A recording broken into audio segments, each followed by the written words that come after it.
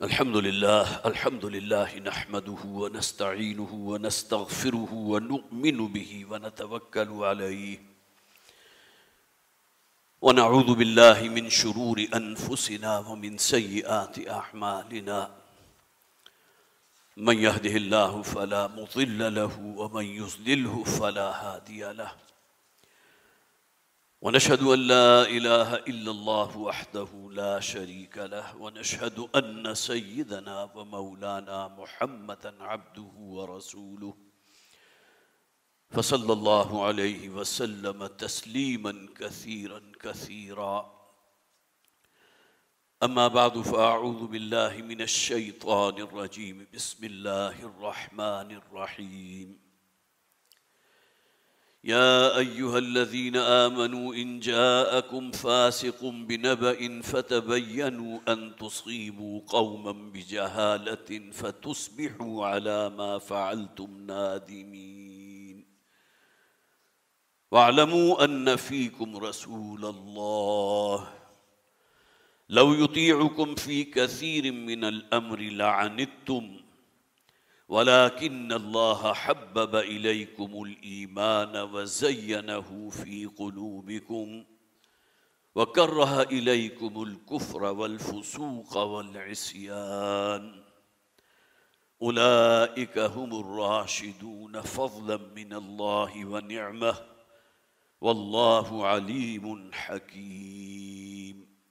صدق الله العظيم رب اشرح لي صدري ويسر لي أمري واحلل عقدة من لساني يفقهوا قولي اللهم ألهمنا رشدنا وأعذنا من شرور أنفسنا آمین یا رب العالمین۔ حضرات، 2 نشستوں سے سورہ حجرات ہمارے زیر مطالعہ ہے۔ میں نے پہلے عرض کیا تھا کہ سورہ مبارکہ اپنے مضامین کے اعتبار سے اس کو ہم 3 حصوں میں تقسیم کر سکتے ہیں۔ پہلا حصہ ابتدائی 5 آیات، جس میں سب سے پہلی آیت یا ایھا الذین آمنوا لا تقدموا بین یدی اللہ ورسولہ واتقوا اللہ،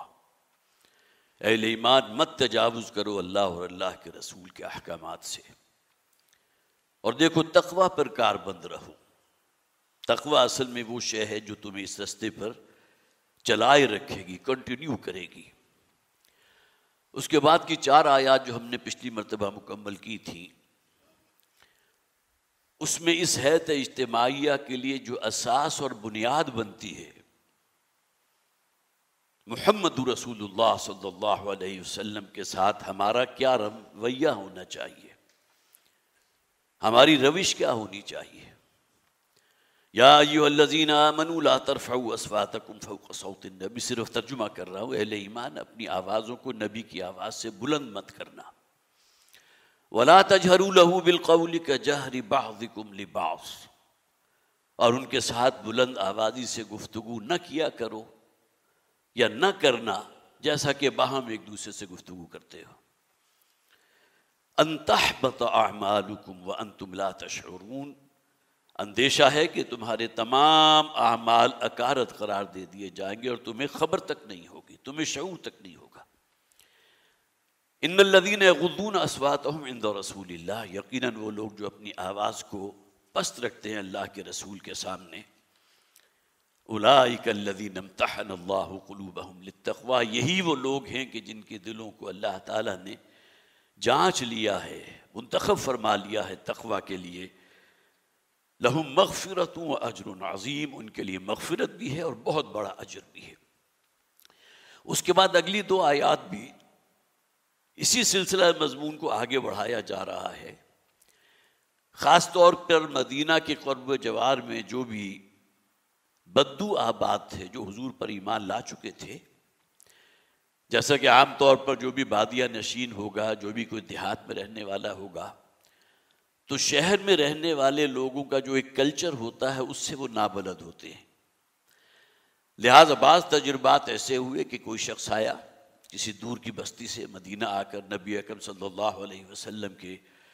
آپ سے ملاقات کے لیے آپ کے حجرے کے باہر پہنچ گیا اور کھڑے ہو کر بلند آواز کے ساتھ آپ کو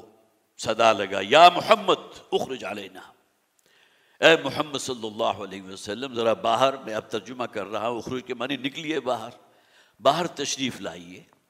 اب یہ انداز وہ ہے کہ جو بہرحال جسے آپ کا یہ جو ایک کلچر ہوتا ہے اس کے منافی ہے، لہٰذا اس بات کو خاص طور پر لیا گیا، ان الذین ینادونک من وراء الحجرات، یقیناً وہ لوگ کہ جو اے نبی صلی اللہ علیہ وسلم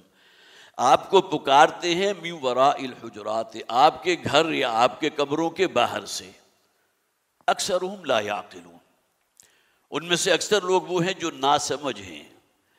جو عزت اور توقیر اور ادب ہونا چاہیے کسی رسول کا وہ اس سے نابلد ہیں، اکثرہم لا یعقلون ولو انہم صبروا، اگر انہوں نے صبر کیا ہوتا، بجائے اس کے کہ باہر کھڑے ہو کر بلند آواز کے ساتھ آپ کو پکارا ہوتا، صبر سے کام لیا ہوتا، حتی تخرج الیہم لکان خیر لہم، یہاں تک کہ آپ خود باہر تشریف لاتے تو ان کے لیے بہت بہتر ہوتا۔ اور ہمارے دین نے ہمیں جو آداب سکھائے ہیں وہ بھی بہت خوبصورت ہیں، کہ اگر آپ کسی شخص سے یا تو کسی کے ساتھ پہلے سے آپ کا وقت متعین ہے تو وہ گویا کہ آپ کا حق ہے اس شخص کے اوپر جس سے آپ ملاقات کے لیے جا رہے ہیں، لیکن اگر اچانک آپ کسی سے ملاقات کرنا چاہتے ہیں تو ہمارا دین جو ادب ہمیں سکھاتا ہے کہ اگر آپ دروازہ کھٹکھٹانا چاہتے ہیں تو 3 مرتبہ کی اجازت ہے، 1 مرتبہ دروازہ کھٹکھٹائیے، کچھ انتظار کیجئے، پھر دوبارہ کر دیجئے، تیسری کے بعد پھر اب آپ کا کوئی حق باقی نہیں رہا کہ وہاں جو ہے خدائی فوجدار بن کر کھڑے ہو جائے اور اس شخص کو نکلنے پر مجبور کر دیں۔ یہ ادب کے سراسر خلاف ہے۔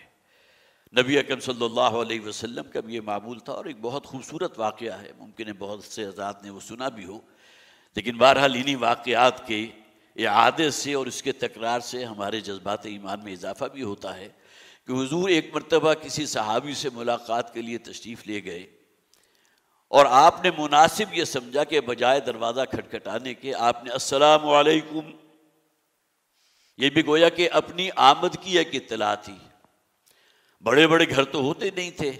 فرض کیجئے 2 کمروں پر مشتمل گھر ہے، اس کا کتنا سپین ہوگا، لہذا اس کا کوئی امکان نہیں تھا کہ آپ کی دی ہوئی السلام علیکم کی آواز جو ہے اس شخص تک نہ پہنچتی۔ اب اگر اس نے سن لیا ہے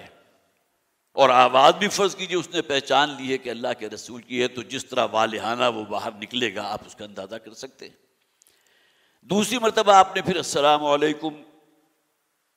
فرض کیجئے رحمت اللہ کے الفاظ بھی جو ہے اس میں مزید شامل کر دی ہوں،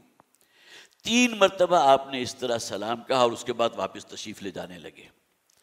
ذرا تھوڑے ہی فاصلے پر ابھی پہنچے تھے کہ جن سے ملاقات کے لیے حضور تشریف لے گئے تھے انہوں نے دروازہ کھولا اور آ کر آپ سے لپٹ گئے۔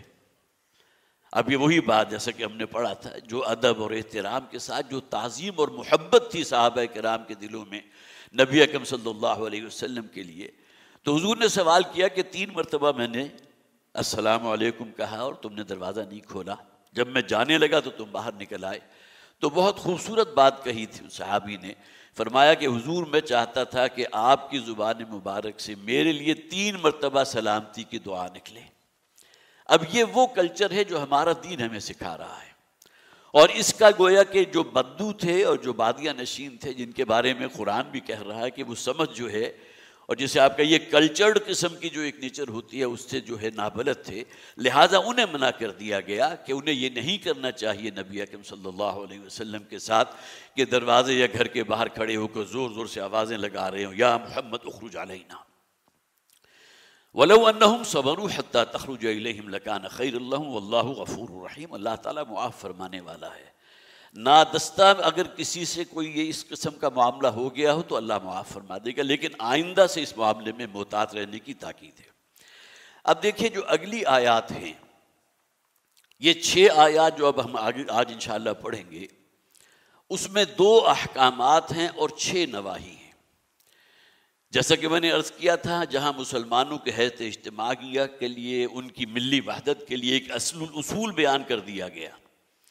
کہ کوئی قانون سازی نہیں ہو سکتی اللہ اور اللہ کے رسول کے احکامات سے تجاوز کرتے ہوئے۔ اب یہاں اس بات کی بھی تو ضرورت تھی کہ جو بھی اس حیث اجتماعیہ، جو اس میں اسلامی جو بھی حکومت ہے یا جو بھی قبیلہ وہاں آباد ہے، ان لوگوں کا ایک دوسرے کے ساتھ رویہ کیا ہونا چاہیے۔ اب وہ ہدایات ہیں جو بڑی تفصیل کے ساتھ یہاں دی جا رہی ہیں. سب سے پہلے 2 اوامر ان کو نوٹ کیجئے. سب سے پہلی بات جو یہاں فرمائی گئی، یا ایھا الذین آمنوا ان جاءکم فاسق بنبأ، اہل ایمان اگر کوئی شخص تمہارے پاس آئے.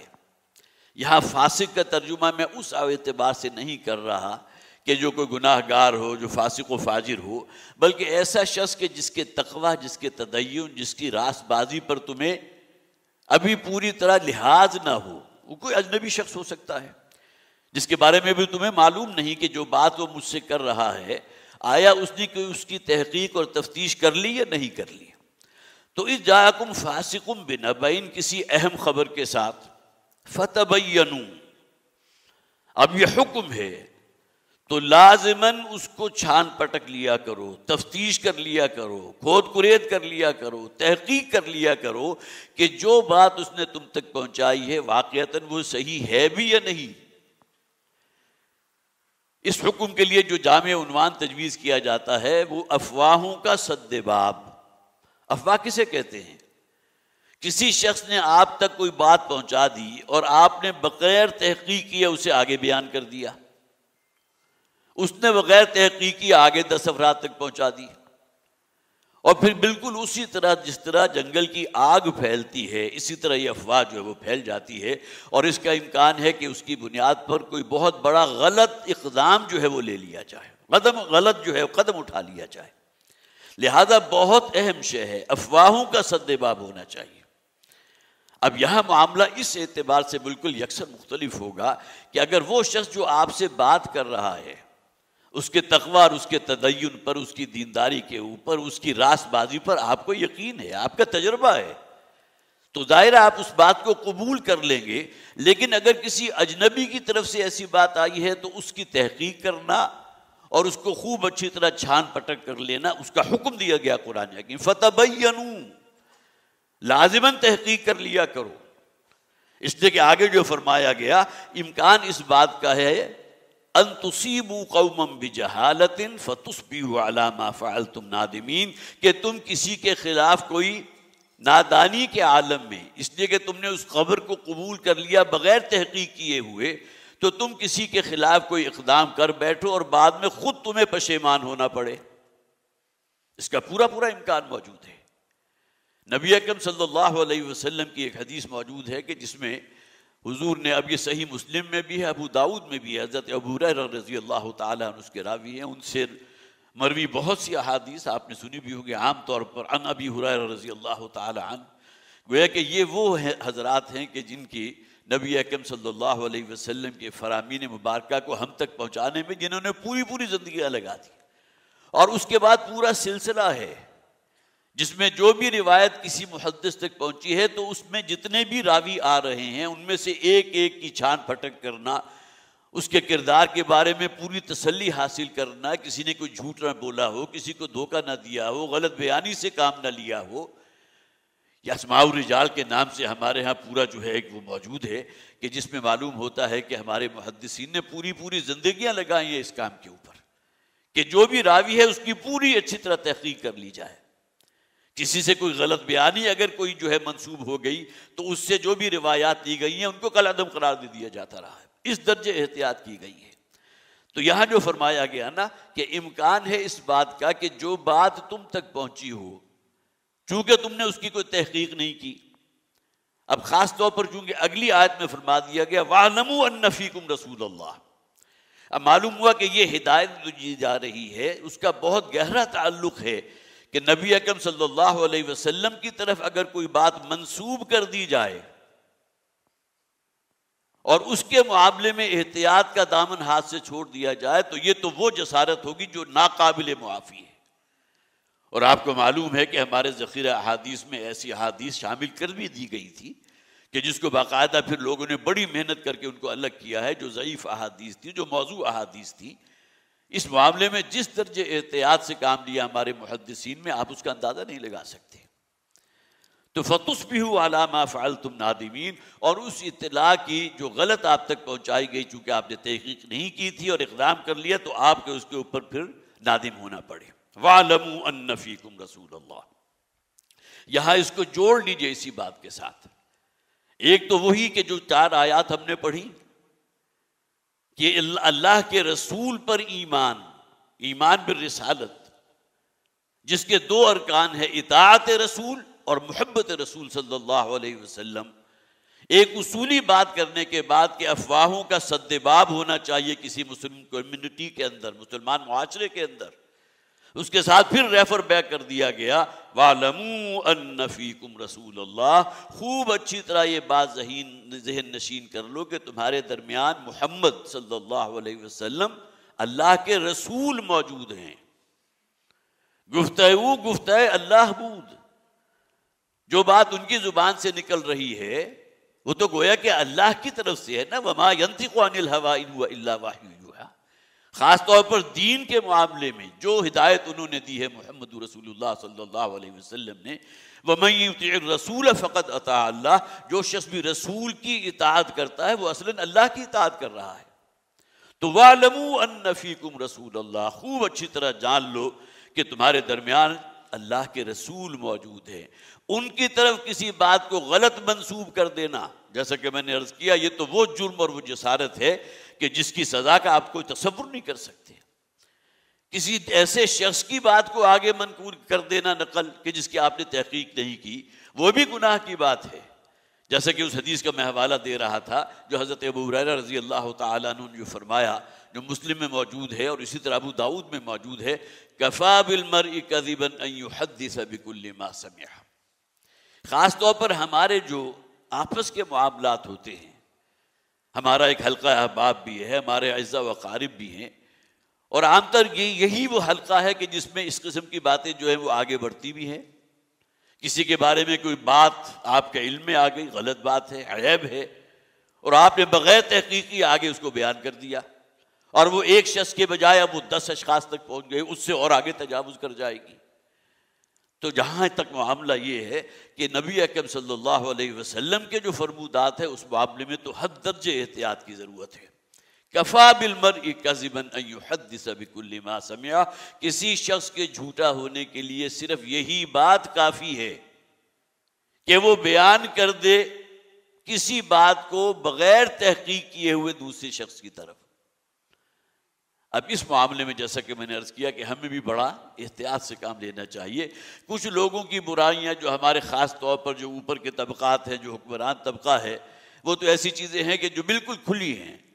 جو آپ کے پریس کی بھی زینت بنتی رہتی ہیں، اور براہ جو ہے مختلف جو اس کے ذرائع ہیں اس کے ذریعے آپ کے علم میں آتی رہتی ہیں، لیکن یہ کہ اس معاملے میں بھی ہمیں احتیاط برتنی چاہیے کہ اس معاملے میں بہرحال گویا کہ جو دھبا لگ رہا ہے وہ کس پر لگ رہا ہے؟ بظاہر ایک مسلمان شخص ہے نا، اگرچہ اسلام اس کی عملی زندگی میں کہیں دور دور تک نظر نہیں آ رہا، لیکن بہرحال یہ بات اپنی جگہ حقیقت ہے کہ وہی مسلم حیث اجتماعیت کا ایک فرد ہے، اور اس کے کردار کے اندر کوئی اگر عیب موجود ہے اور اس کو بھی بالکل جو ہے وہ واشگاف انداز میں دوسرے لوگوں تک پہنچا دیا جائے، تو اس سے احتیاط اور اس سے اجتناب جو ہے بہت ضروری ہے۔ جیسا کہ نبی اکرم صلی اللہ علیہ وسلم نے فرمایا، من ستر مسلما سترہ اللہ یوم القیامہ، جو شخص بھی کسی مسلمان کی ستر پوشی کرتا ہے، اس کے عیب کو چھپاتا ہے۔ ایک شخص وہ ہے جس کے پاس ستر ڈھانپنے کے لیے کپڑے نہیں، اگر آپ اس کا بالکل ڈائریکٹ مفہوم لیں گے تو وہ بھی مراد ہے کہ آپ نے اسے کپڑے فراہم کر دیے، اللہ تعالیٰ اس کا اجر و ثواب آپ کو عطا فرمائے گا۔ لیکن یہاں عمومی مراد کیا لی جاتی ہے کہ کسی شخص کی برائی یا عیب کو اگر آپ چھپا لیتے ہیں، لوگوں میں اس کو افشا نہیں کرتے، تو اللہ تعالیٰ قیامت کے دن آپ کے جو عیب ہیں ان کو بھی چھپا لے گا، گویا کہ وہ بھی من ستر مسلما سترہ اللہ یوم القیامہ۔ تو وَاعْلَمُوا أَنَّ فِيكُمْ رَسُولَ اللَّهِ لَوْ يُطِيعُكُمْ فِي كَثِيرٍ مِّنَ الْأَمْرِ لَعَنِتُّمْ، جان لو کہ تمہارے درمیان محمد اللہ کے رسول ہیں صلی اللہ علیہ وسلم، اگر وہ کسی معاملے میں یا تمہارے معاملات میں تمہاری کثرت کی جو ہے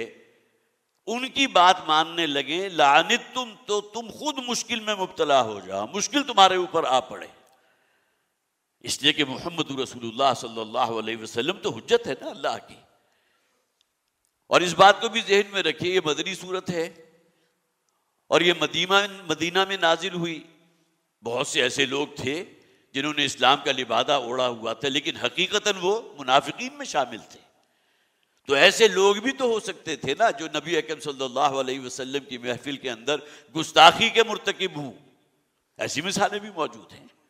اور اس کے علاوہ ایسے لوگ بھی ہو سکتے تھے اسی مجمع کے اندر، انہی منافقین کی جو جماعت ہے ان کے اندر، کہ جو اس اعتبار سے جو ہے نبی اکرم صلی اللہ علیہ وسلم کے ساتھ کوئی حجت بازی کر رہے ہوں، آرگو کر رہے ہوں، اور اس بنیاد کے اوپر کہ کثرت ان لوگوں کی ہے، اور یہ سمجھنا کہ اللہ کے رسول صلی اللہ علیہ وسلم جو ہیں ان کی بات کو تسلیم کر لیں. تو وہ حقیقت یہاں واضح کر دی گئی کہ اگر مسلمان، اگر وہ تمہاری بات جو ہے حضور کثرت کی بنیاد پر جو ہے اس کو تسلیم کر لیں گے تو تمہارے لیے خود مشکل جو ہے پڑ جائے گی. وَلَٰكِنَّ اللَّهَ حَبَّبَ إِلَيْكُمُ الْإِيمَانَ، اصل معاملہ کیا ہے کہ اللہ تعالیٰ نے ایمان کو تمہارے نزدیک محبوب ترین قرار دیا ہے. اصل کسوٹی تو یہ ہے نا، جس کے دل میں ایمان کی بہار ہوگی، جس کے دل میں تقوی ہوگا، یہ دنیا اور آخرت دونوں اس کی سنور جائیں گی. تو اس دنیا کی کامیابی کی ضمانت بھی اللہ پر ایمان، اللہ کے رسول صلی اللہ علیہ وسلم پر ایمان، ان کے تقاضوں کو ادا کرنا، اور آخرت کی کامیابی جو ہے وہ تو گارنٹیڈ ہے، بشرطے کہ اس کے اندر جو بھی اس کے اعمال ہے، جو بھی اس کے نیک افعال ہیں، ان کے اندر کسی درجے میں کوئی ریاکاری شامل نہ ہو. تو وَلَٰكِنَّ اللَّهَ حَبَّبَ إِلَيْكُمُ الْإِيمَانَ وَزَيَّنَهُ فِي قُلُوبِكُمْ وَكَرَّهَ إِلَيْكُمُ الْكُفْرَ وَالْفُسُوقَ وَالْعِصْيَانَ. یہ ایک اعتبار سے صحابہ کرام کی جو ہے ایک حمد بھی ہو رہی، ان کی ایک جو ہے تعریف بھی ہو رہی ہے، اور اللہ تعالیٰ نے اس ایمان کو تمہارے دل میں مزین فرما دیا ہے، اور تمہیں کفر سے، فسق و فجور کی باتوں سے اور نافرمانی سے تمہیں دور کر دیا ہے. اس کے لیے تمہارے دلوں کے اندر ایک نفرت پیدا کر دی ہے. جیسا کہ قرآن حکیم میں فرمایا گیا نا کہ جس شخص کو اللہ تعالیٰ ایمان اور اسلام کے اوپر انشراح عطا فرما دے تو اصل کامیابی تو یہ ہے. وَلَٰكِن مَنْ شَرَحَ اللَّهُ قَلْبَهُ عَلَى الْإِسْلام، یا اس قسم کے الفاظ ہیں. کسی شخص کا اسلام کی تعلیمات پر، توحید کے اوپر اس کے دل کا پوری طرح جازم ہو جانا، یہ گارنٹی ہے اس بات کی کہ اس کی دنیاوی اور آخرت بھی دونوں اللہ تعالیٰ کے ہاں وہ کامیاب ہو جائے گا. وہ جو دعا آپ نے اکثر سنی ہوگی، رب اشرح لی صدری ویسر لی امری، دل کے اندر انشراح کا پیدا ہو جانا، اسلام کی ہر بات کو اپنے لیے اسے باحکمت سمجھنا اور اس پر عمل کرنا اپنے لیے باعث سعادت سمجھنا. تو اللہ تعالیٰ ایسے لوگوں کے دلوں سے کفر کو اور فسق و فجور کو اور نافرمانی کی باتوں کو ان کے دلوں میں اس سے کراہت پیدا کر دیتا ہے. اولئک هم الراشدون فضلا من اللہ ونعمہ، یہی وہ لوگ ہیں کہ جو نیکی کے رستے پر ہیں، جو کامیابی اور سرفرازی اور وہ فوز و فلاح کے رستے پر ہیں. فضلا من اللہ ونعمہ، یہ اللہ کا بہت بڑا فضل ہے جو کسی شخص کو حاصل ہو جائے. جس کے دل میں محبت پیدا ہو جائے اللہ کے رسول کی، اور اس رستے کے اوپر صراط مستقیم پر آگے بڑھنے لگے، تو اس سے بڑی نعمت اور اس سے بڑا فضل کس پر ہوگا؟ اللہ کا. تو فضل من اللہ و نعمہ واللہ علیم حکیم، اور اللہ تعالی ہر شے کا علم رکھنے والا، کمال حکمت والا ہے. یہاں ایک بات اور نوٹ کیجئے کہ نبی اکرم صلی اللہ علیہ وسلم کا تعلق دیکھیے، جو بھی حضور کے صحابہ کرام کے تھے، جو بھی آپ کے حلقے میں موجود تھے، ایک تعلق ان کا صحابی ہونے کا تھا، لیکن اس اعتبار سے اللہ کے رسول، گویا کہ تمام جو اور حیثیتیں ہیں، رشتہ داریاں بھی تو ہیں نا. حضرت عمر رضی اللہ تعالی عنہ کا حضور کے ساتھ کیا رشتہ ہے؟ نبی اکرم صلی اللہ علیہ وسلم حضرت عمر کے داماد ہیں. شاید اس اعتبار سے یہ بات آپ کے سامنے کبھی نہیں آئی ہوگی کہ حضرت حفصہ حضرت عمر کی صاحبزادی ہیں جو نبی اکرم صلی اللہ علیہ وسلم کے نکاح میں تھی. حضرت ابوبکر نبی اکرم صلی اللہ علیہ وسلم کے عقد میں ابو بکر کی بیٹی ہیں حضرت عائشہ صدیقہ رضی اللہ تعالی عنہ. تو گویا کہ حضور کا تعلق حضرت عمر کے ساتھ بھی اور حضرت ابوبکر صدیق کے ساتھ بھی رضی اللہ تعالی عنہما دامادی کا تعلق تھا. لیکن کیا کسی درجے میں وہ بے تکلفی کے جو ہمارے ہاں سسر اور داماد میں ہوتی ہے، اس لیے کہ عموماً سمجھا جاتا ہے نا کہ داماد جو ہے وہ تو گویا کہ بیٹے ہی کے لیول پر ہے. یہاں اس بات کو بھی گویا کہ پوری طرح واضح کر دیا گیا، یہ دنیاوی رشتے اپنی جگہ، لیکن ان سب سے بالا تر جو معاملہ، جو حیثیت ہے محمد رسول اللہ صلی اللہ علیہ وسلم کی، ان فیکم رسول اللہ، وہ اللہ کے رسول ہیں. یہ دنیاوی رشتے جو معاملات ہیں ان کو بالکل سیکنڈری حیثیت حاصل ہے. حضرت عائشہ صدیقہ رضی اللہ تعالی عنہ حضور کی زوجہ ہیں. شوہر اور بیوی کے درمیان بے تکلفی بھی ہوتی ہے، کسی اعتبار سے جو ہے معاملہ جو ہے وہ ایک مزاح کا بھی ہوتا ہے، لیکن وہاں بھی ادب اور احترام، جو دنیاوی معیارات ہیں ہمارے ہاں، ان سب کے اوپر جو اصل معیار ہے، جو سب سے بلند درجے کے اوپر ہے، وہ نبی اکرم صلی اللہ علیہ وسلم کا اللہ کے رسول ہونے کا معاملہ. تو گویا کہ یہاں یہ بات بھی بالکل واضح ہو گئی کہ دنیاوی اعتبار سے کیسا ہی رشتہ کیوں نہ ہو، لیکن ان سب سے فائق ترین رشتہ ہے محمد رسول اللہ کا جو معاملہ ہے وہ اللہ کے رسول ہونے کا ہے. وَاعْلَمُوا أَنَّ فِيكُمْ رَسُولَ اللَّهِ. اس کے بعد دوسرا حکم جو یہاں بیان فرمایا گیا، وَإِن طَائِفَتَانِ مِنَ الْمُؤْمِنِينَ اقْتَتَلُوا فَأَصْلِحُوا بَيْنَهُمَا. اگر مومنوں میں سے، مسلمانوں میں سے، یہاں آپ دو افراد بھی لے سکتے ہیں، ان کے درمیان کوئی جھگڑا ہو جائے، کوئی نزاع پیدا ہو جائے، کوئی اختلاف ہو جائے اور معاملہ آگے بڑھنے لگے، فَأَصْلِحُوا بَيْنَهُمَا، حکم ہے کہ ان کے درمیان صلح کرا دیا کرو. اس لیے کہ اس بات کو سمجھیے کہ اسلامی حیات اجتماعیہ جو ہے ایک مضبوط فصیل کی طرح ہے. جس طرح کوئی مضبوط فصیل ہے، دیوار ہے، اور اس کی ہر اینٹ جو ہے وہ اپنی جگہ پختہ ہے. سیرت و کردار کے اعتبار سے ہر شخص گویا کہ اس معاشرے کی ایک اکائی ہے نا. اب وہ آپس میں اگر ملے ہوئے ہیں اور ان کے درمیان لو بانڈ ہے، ایک دوسرے کے عزت اور احترام بھی ہے، ایک دوسرے کے ساتھ معاملہ ایثار اور قربانی کا بھی ہے، ہمدردی کا بھی ہے، اب یہ چیزیں اگر موجود ہوں گی تو وہ اینٹیں یا وہ افراد آپس میں جڑ کر رہیں گے، یہ لو بانڈ انہیں باہم جوڑ کر رکھے گا. لیکن یہ کہ اگر یہ چیز کہیں انجر ہو جائے،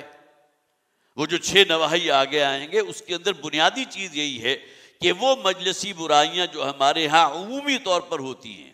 اس سے کوئی بھی ایگزیپٹڈ نہیں ہے. کسی کا مذاق اڑا دینا، عیب جوئی کرنا، کسی کو برے نام کے ساتھ پکار لینا، تجسس کرنا، بدگمانی کرنا، غیبت کرنا، یہ مجلسی برائیاں ہیں نا. اب یہاں گویا کہ شیطان، جیسے کہ حضور نے فرمایا، وہ تو گویا کہ منتظر ہوتا ہے کہ کہیں تھوڑا سا رخنا نظر آئے تو مسلمانوں کے درمیان افتراق پیدا کر دے، محبت اور قربانی اور ایثار کے جذبے کی بجائے نفرت، کدورت، بغض اور کینہ پیدا کر دے. لہذا نواحی کا جہاں ذکر آئے گا تو ان تمام چیزوں کا سد باب کیا گیا ہے کہ جو دو مسلمانوں کے درمیان کوئی بھی کسی درجے میں بھی بغض پیدا کرنے والی ہوں، کینہ پیدا کرنے والی ہوں، نفرت پیدا کرنے والی ہوں، اور یہی وہ چیزیں ہیں جب ردے کے اوپر ردا رکھا جاتا ہے تو دشمنیاں جو ہے وہ بھی اس سے جنم لیتی ہیں. 6 نواحی اس ضمن میں آ گئے. لیکن جو چیز ان کو باہم جوڑے رکھنے والی ہے، اس میں کہیں اگر تمہیں انقطاع محسوس ہو کہ دو مسلمانوں کے درمیان کوئی نزاع ہو گیا ہے، کوئی جھگڑا ہو گیا ہے، ممکن ہے 2 سگے بھائی ہوں اور بقیہ بھائی جو ہے وہ دور بیٹھے تماشا دیکھتے رہیں، فرض کیجئے کہ ان کا اپنا معاملہ ہے، یہ خود نپٹا لیں گے، اگر میں اس کے حق میں بات کرتا ہوں تو میرا یہ بھائی مجھ سے ناراض ہو جائے گا، اس کے حق میں بات کرتا ہوں تو وہ ناراض ہو جائے گا. اب یہ وہ تحفظات ہوتے ہیں کہ جو عام طور پر روکے رکھتے ہیں کسی شخص کو بھی جو صلح کے لیے کوئی آگے قدم بڑھانا چاہے، ان کے درمیان مفاہمت پیدا کرنا چاہے. لیکن یہاں تو خاص طور پر کہہ دیا گیا فَأَصْلِحُوا بَيْنَهُمَا، تمہیں چاہیے کہ ان کے درمیان صلح کرا دو. فَإِن بَغَتْ إِحْدَاهُمَا عَلَى الْأُخْرَى فَقَاتِلُوا الَّتِي تَبْغِي حَتَّى تَفِيَ إِلَىٰ أَمْرِ اللَّهِ. فرض کیجئے کہ باہم تم نے صلح کرا بھی دی، لیکن ان دونوں کا ایک دوسرے کے خلاف جو کینہ اور جو بغض تھا وہ نہیں گیا، پھر ایک فریق دوسرے پر دوبارہ زیادتی کر رہا ہے. اب گویا کہ اس درجے میں بھی اگر امکان پیدا ہوا تھا تو اس کی بھی نشاندہی کر دی گئی کہ اگر ان میں سے کوئی پھر زیادتی کرے دوسرے کے اوپر تو اب اس مسلم کمیونٹی کا فرض بنتا ہے کہ وہ اقدام کرے اس شخص پر جو زیادتی کر رہا ہے. اب گویا کہ یہاں اصل چیز جو مطلوب ہے کیا ہے کہ مسلمانوں کی شیرازہ بندی رہنی چاہیے، ان کے اندر انتشار پیدا نہیں ہونا چاہیے، ان کے درمیان ایک دوسرے سے محبت اور تعظیم اور ادب، ایثار قربانی کے جذبات باقی رہنے چاہیے. اس درجے اہم بات ہے جس کے مختلف فیزز کو بیان کر دیا گیا. فَإِن بَغَتْ إِحْدَاهُمَا عَلَى الْأُخْرَى، اس کے باوجود اگر ان میں سے کوئی ایک گروہ یا کوئی شخص دوسرے کے اوپر زیادتی کرے، فَقَاتِلُوا الَّتِي تَبْغِي حَتَّى تَفِيَ إِلَىٰ أَمْرِ اللَّهِ، اب گویا کہ اس مسلم کمیونٹی جو ہے اس کا فرض ہے کہ اس شخص پر یا اس کے قبیلے کے خلاف یا اس گروہ کے خلاف وہ اقدام کرے یہاں تک کہ وہ اللہ کے حکم کے سامنے سر تسلیم خم کر دے. فَإِنْ فَاءَتْ فَأَصْلِحُوا بَيْنَهُمَا بِالْعَدْلِ وَأَقْسِطُوا، اور اگر وہ گردن جھکا دے، اب تسلیم کر لے، ایک مرتبہ تو زیادتی کی تھی لیکن دوبارہ جب اس کے خلاف اقدام ہوا ہے تو اب وہ گویا کہ اس حقیقت کو تسلیم کر لے، تو پھر اب ان کے درمیان دوبارہ صلح کرا دو عدل و انصاف کے ساتھ. بالعدل وَأَقْسِطُوا، اور دیکھو کہیں کسی دوسرے کے ایک دوسرے پر زیادتی نہ کرے. اس اعتبار سے خاص طور پر امکان ہے کہ جس شخص یا جس گروہ نے دوسرے پر پھر دوبارہ زیادتی کی تھی، اب اگر تم اس کے خلاف کوئی بات کر رہے ہو تو اس کی کوئی حق تلفی نہیں ہونی چاہیے. یہ نہ ہو کہ اس جذبات کے اندر آ کر اس کے خلاف جو ہے کوئی سخت جو ہے وہ قانون پاس کر دو یا کوئی ایسی بات کر دو کہ جو گویا کہ عدل کے منافی ہو. لہذا فرمایا گیا وَأَقْسِطُوا، اور دیکھو عدل و قسط کے دامن کو ہاتھ سے نہ چھوڑنا. ان اللہ یحب المقسطین، یقینا اللہ تعالیٰ عدل و انصاف کرنے والوں کو پسند فرماتا ہے. انما المؤمنون اخوۃ، اصولی بات کہہ دی گئی، جیسا کہ حضور نے بھی ایک حدیث میں جو مفہوم بیان کیا تھا کہ مسلمان جو ہیں ایک جسم کی طرح ہے. اگر کسی جسم کے کسی عضو کو کوئی تکلیف پہنچتی ہے تو پورا جسم اس درد کو محسوس کرتا ہے. یہی معاملہ مسلم کمیونٹی کا ہونا چاہیے کہ اگر کسی ایک فرد کے اوپر کوئی بپتا آ گئی ہے، کسی مصیبت کے اندر مبتلا ہو گیا ہے، کوئی پریشانی آ گئی ہے، تو گویا کہ اس تکلیف اور اس درد کو، جسے سمپیتھی کہتے ہیں نا، کسی دوسرے کے درد کو خود محسوس کرنا. تو انما المؤمنون اخوۃ، تمام مومن جو ہیں وہ باہم ایک دوسرے کے لیے بھائیوں کے درجے میں بھائی ہیں. فاصلحوا بین اخویکم، پھر تاکید کر دی گئی دیکھو اپنے بھائیوں کے درمیان جو ہے صلح، امن، آشتی، اس فضا کو قائم رکھو. اگر ایک فریق دوسرے کے اوپر کوئی زیادتی کر رہا ہے تو وہی تفصیلی ہدایات پھر ذہن میں لے آئیے کہ اس کمیونٹی کا فرض ہے کہ اس زیادتی کرنے والے کے خلاف اقدام کرے، اسے مجبور کرے، ان کے درمیان صلح کرائے. اگر پھر دوبارہ وہ زیادتی کرے تو اب گویا کہ پھر معاملہ اس کا بڑھ گیا، یہاں اس کے خلاف گویا کہ اقدام کرے گا، اور اقدام کوئی جنگ اور جدال کی بنیاد پر نہیں ہوگا، کوئی افہام و تفہیم کی بنیاد پر ہوگا. اس لیے کہ تمام مسلمان انما المؤمنون اخوۃ فاصلحوا بین اخویکم، تمام مومن باہم بھائی ہیں، لہذا اپنے بھائیوں کے درمیان صلح کرایا کرو. واتقوا اللہ لعلکم ترحمون، اور دیکھو اللہ کا تقوی پر کاربند رہو. یہی وہ ڈرائیونگ فورس ہے جو تمہیں سیدھے رستے پر رکھے گی. تم کسی پر ظلم نہیں کرو گے، حق تلفی نہیں کرو گے. یہ تقوی تمہارے اندر موجود رہنا چاہیے. لعلکم ترحمون، تاکہ تم پر رحم کیا جائے. یہاں یہ 10 آیات اس سورہ مبارکہ کی ختم ہوئی، جس میں 2 اوامر ہم نے بڑی تفصیل کے ساتھ پڑھ لیے. افواہوں کا سد باب، اور دوسرے مسلمانوں کے درمیان صلح اور امن اور آشتی کی فضا کو برقرار رکھنا. اگلی 2 آیات کے اندر 6 نواہی ہیں، اس پر انشاءاللہ اگلی مرتبہ اس کا بیان ہوگا. اللہ تعالی ہمیں توفیق عطا فرمائے کہ ان قرآن ہدایات کے اوپر ہم عمل کر سکیں. جو پریس ریلیز ہے اس دوران میں، چونکہ 2 پریس ریلیزز ہماری تنظیم اسلامی کی طرف سے ایشو ہوئی ہیں، ایک تو آج کے لیے ہے، اس کو میں بعد میں بیان کرتا ہوں. جو پچھلی پریس ریلیز 2 دن پہلے جو ہوئی تھی، وفاقی شرعی عدالت کے سود کے خلاف فیصلے پر سپریم کورٹ میں دائر اپیلیں واپس لینے کا حکومتی فیصلہ قابل صد تحسین ہے. تنظیم اسلامی کے امیر جناب شجاع الدین شیخ صاحب نے ایک بیان میں کہا کہ 28 اپریل 2022 کو وفاقی شرعی عدالت نے اپنے معرکۃ الآراء فیصلے میں بینک انٹرسٹ سمیت ہر قسم کے ربا کو حرام قرار دیا تھا. آپ تمام حضرات کے علم میں ہے کہ بہت بڑا ایک فیصلہ تھا. حرام قرار دے کر مرحلہ وار سودی معیشت کے خاتمے اور 5 سال میں ملکی معیشت کو اسلامی خطوط پر استوار کرنے کے احکامات جاری کیے تھے. لیکن اسٹیٹ بینک سمیت بعض سرکاری اور نجی بینکوں نے اس فیصلے کے خلاف سپریم کورٹ میں اپیل دائر کر دی تھی، جس کی تنظیم اسلامی نے بھرپور مخالفت کی. امیر تنظیم اسلامی نے وفاقی وزیر خزانہ کا پریس کانفرنس کے دوران سپریم کورٹ میں داخل اپیلوں کو واپس لینے کے فیصلے اور ملک میں اسلامی بینکنگ نظام کو آگے بڑھانے کے عزم کو خوش آئند قرار دیا ہے. وہ پریس کانفرنس آپ حضرات نے بھی دیکھ لی ہوگی، جس میں فضل الرحمان صاحب بھی ساتھ کھڑے ہوئے تھے. اور گویا کہ وہ جو اپیلیں کی گئی تھی اس فیصلے کے خلاف جو وفاقی شرعی عدالت نے سود کی حرمت کا فیصلہ کیا تھا، اس کو گویا کہ وہ اپیلیں واپس لینے کا اس میں ذکر تھا۔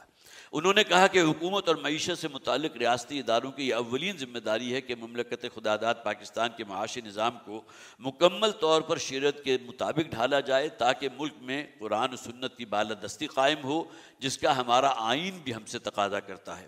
علاوہ ازیں تمام غیر شرعی قوانین کو ختم کر کے جلد از جلد پاکستان کو دستوری سطح پر صحیح معنوں میں اسلامی ریاست کا درجہ دیا جائے تاکہ ہماری دنیا بھی سنور سکے اور آخرت میں بھی ہر سرخرو ہو سکے۔